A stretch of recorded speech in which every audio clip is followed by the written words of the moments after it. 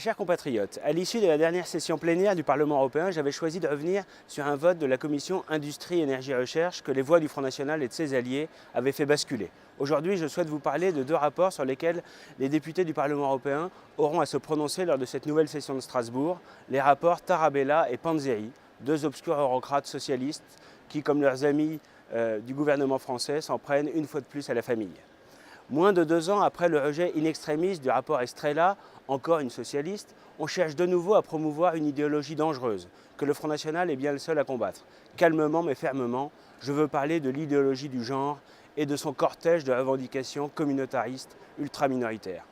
Une fois de plus, l'UMP a voté avec le PS. L'UMP, Madame Le Grip, a même félicité lundi son collègue socialiste, M. Tarabella, pour son rapport.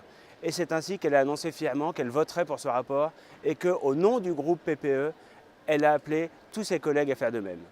Le rapport Panzeri, que nous voterons tout à l'heure, est encore pire que le rapport Tarabella.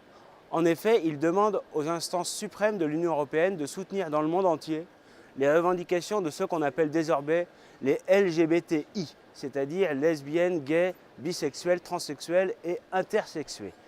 C'est nouveau, ça vient de sortir. Ce rapport confirme ainsi que l'Union européenne passe son temps à donner des leçons de droits de l'homme à la planète entière, alors que dans le même temps, elle bafoue allègrement les règles élémentaires de la démocratie, en ne respectant ni la souveraineté des nations, ni la volonté des peuples. En effet, entre autres leçons de morale, ce rapport condamne notamment le référendum qui a eu lieu en décembre 2013, quelques mois après le gouvernement de M. Hollande a fait passer en force la loi sur le mariage pour tous, qui avait fait descendre dans la rue des millions de Français. Les Croates ont librement choisi de constitutionnaliser le mariage homme-femme. Et ça, pour les eurocrates, c'est insupportable. Pour eux, la démocratie n'a de sens que si le peuple vote docilement ce qu'on lui dit de voter. Sinon, c'est qu'il est bête ou intolérant. Et soit on le fait revoter jusqu'à ce qu'il dise oui, soit on se passe de son accord.